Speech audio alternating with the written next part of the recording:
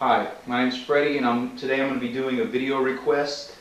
I'm going to show you how to hook up the regulators to the oxygen and acetylene tanks, how to light the torch, and that's pretty much it. Just the basics. It's just for beginners. If you're an experienced welder watching this, please feel free to watch it. Leave me some comments telling me how I messed up.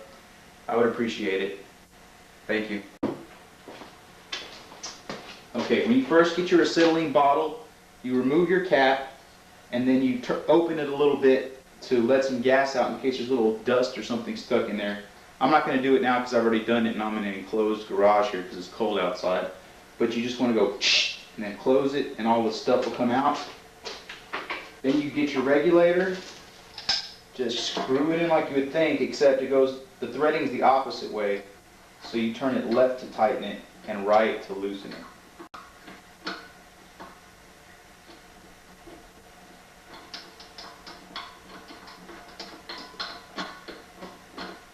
Lefty, tighty, righty, loosey. You can remember it that way. Okay, then you just tighten it with the wrench. This set came with a wrench, but you can use whatever fits on there. You don't want to tighten it too much because you might strip something. And the acetylene usually doesn't leak if you're lucky. If it leaks, you might die. Then after you hook it up to here, you want to loosen this little screw here. I'm not sure what this is called, but you loosen it till there's no tension in it. Because when you turn this on, this gauge will turn on. You just want to open the acetylene just a little bit because if there's an emergency, you want to be able to shut it off as fast as possible. But this gauge here on the right shows you how much pressure is in this tank. And today it's really cold, so it's got more than that. When it's cold, this number is smaller than when it's hot. This gauge on the left is the actual pressure coming out of the hose. This is called a regulator because it regulates the high pressure from the tank and makes it so that this hose can have lower pressure, and it goes to your torch. So it just takes the high pressure, makes it less down here. Spinning this clockwise increases how much pressure you have in this hose. I usually leave it around 5. Do not use, when you're using your regulators, don't use oil or anything to lubricate them, or don't put anything on them. The same thing applies for the oxygen regulator, except threads the other way, the normal way. You turn it right to tighten it. When you turn your oxygen on, you got to loosen this also all the way until it's loose. Turn this, and the pressure goes up in here. Keep on the oxygen. You want to open it all the way because there's some gaskets in here that the pressure locks them into place. That's what I heard. So if it's not true, please tell me. But I know you're supposed to open it all the way because that's what the book said and that's what they told me. Then you want to tighten this so that you can get some pressure in your hose. I usually put it around 10 or so. You can look on the internet to find out how much pressure you need for different applications. That's all I ever use. And also don't use any oil. And if this one sometimes will leak around in here. So I use some of this tape to wrap around the threads to make the seal better. Okay, the regulators hook up to the hoses which come to your torch body. It changes the high pressure, regulates it into low pressure. The gas goes through the hoses into your torch. These knobs here control the flow from the hoses. This says F, it's fuel. That means whatever fuel gas you have, it comes through here. I'm using acetylene right now. It's going through the hose.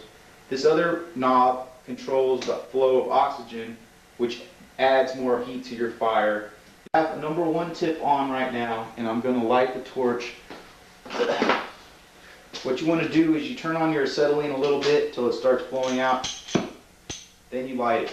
I don't know if you can tell, but there's a lot of black smoke coming off. You want to turn the fire on until that black smoke stops coming out.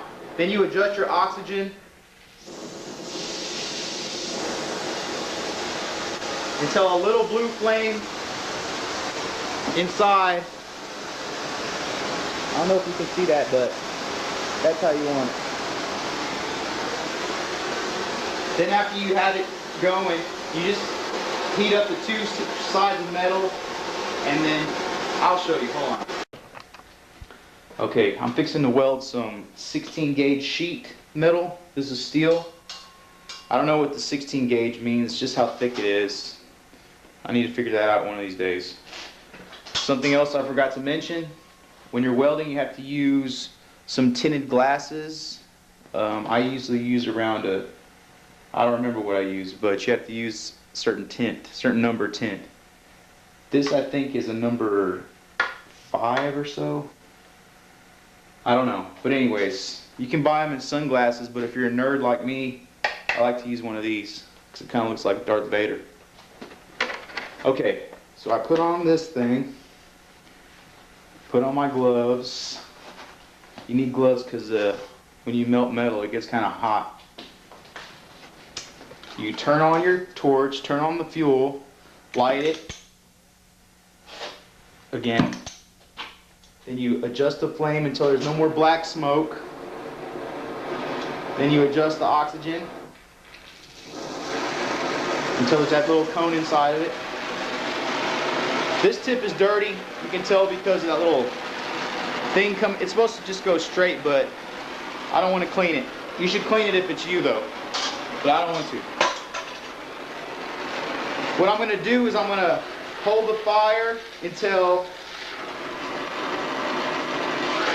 both sides get red enough to melt, and then I want to melt this rod into it so it drips in there so it all kind of melts together.